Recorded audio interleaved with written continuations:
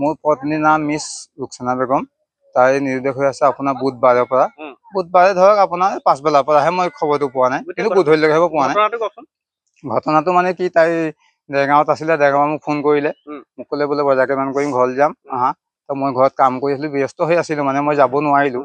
মই ক'লো মই যাব নোৱাৰোঁ, বোলে মই ঘৰলৈকে যাওঁ তেতিয়াহ'লে। মই ঠিক আছে ঘৰলৈকে যা। মোৰ ডাঙৰ ছোৱালী পঢ়ি আছে ক্লাছ 6ত, দক্ষিণেগৰা। নাই দক্ষিণ কঠীয়া দিল দক্ষিণ। তাই মোৰ ছোৱালীজনী ক্লাছ 6ত পঢ়িলে, পৰীক্ষা আদায় হ'ল, তাই কৈছে নানীকৰ ঘৰত যাম ফুৰিবলৈ। মই হ'ব যাবি বাৰু। তাৰপিছত মাক তালৈ গ'ল, তেতিয়া মই ইয়াক লৈ যাম, থৈ আহিম, মাকক ৰাতিপুৱা লৈ আহিম, মই কামলৈ যাওঁ, হাজিৰা কাম কৰোঁ।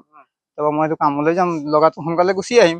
এই গুচি আহিম বুলি কৈ ছোৱালীজনী আমাৰ হেৰি মছজিদৰ টিউশ্যন থাকে, তাই টিউশ্যনলৈ গ'ল। টিউশ্যনৰ পৰা অহাৰ পিছত তাইক ক'লো ব'ল, 6টা 4:15 বাজিলে ধৰক। সেইটো সময়ত তাইক উলিয়াই লৈ গ'লো, আন্ধাৰ, তাই যাবলৈও ভয় কৰিছে। মই কৈছো ব'ল যাওঁ, গুচি গ'লো। তাত গৈ সোমালো, তাত মাক আছে বুলি আমি ভাবি আছো বাৰু। তালৈ গ'লো, তাৰপৰা তাই গৈ নানীয়েকক সুধিলে মা ক'ত? তাই কৈছে মা নাই, মা ইয়াত নাই অহা বুলি ক'লে।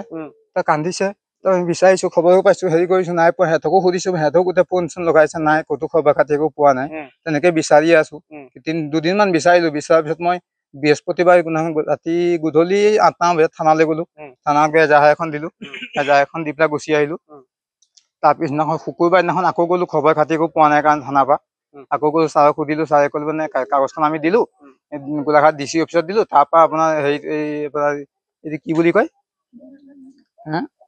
লোকেশ্যনটো তাৰ পৰা চাই দিব, তাৰ পৰা আমি ক'ব পাৰিম, আমি খবৰ দিম থানাৰ পৰা। খবৰ আমি এতিয়ালৈকে থানাৰ পৰা একো পোৱা নাই। পত্নীৰ লগত মোৰ ছোৱালী এজনী আছে, 5 বছৰীয়া, মিছ ৰুহানা বেগম, আৰু কোনো নাই, তাইহে আছে দুইজনী। অনুৰোধ জনাইছো এইটোৱে, যদি তাই ক'ৰবাত কিবা এটা হৈ আছে, ক'ৰবাত কিবা ফচি আছে, তেতিয়াহ'লে আমাক জনালে হ'ব, আমি লৈ আহিম। আৰু যদি ক'ৰবাৰ লগত গৈছে তাই, তেতিয়াহ'লে তাই আমাক ছোৱালীজনীক দি দিয়ক, আমাক ফোন কৰি জনাই দিয়ক, বোলে ছোৱালীজনী চমজাই দিব লাগে। তাই য'ত থাকে থাকক বাৰু, ছোৱালীজনী দিলে হ'ব। মই সেইটোৱে কৈছো, ছোৱালীজনীহে লাগে, বোৱাৰী নালাগে। বোৱাৰী সন্মান ৰখা নাই নহয়, সন্মান চেষ্ট কৰি থৈ গৈছে তাই। গতিকে মোক ছোৱালীজনীহে লাগে, নাতিটো লাগে। নাতিটো মোকে বিচাৰে, আপোনাৰ লগতে থাকে। মোক দাদী ক'ত গ'লি, দাদী ক'ত গ'লি দুৱাৰ ঢুকে থাকে ৰাতিপুৱাই।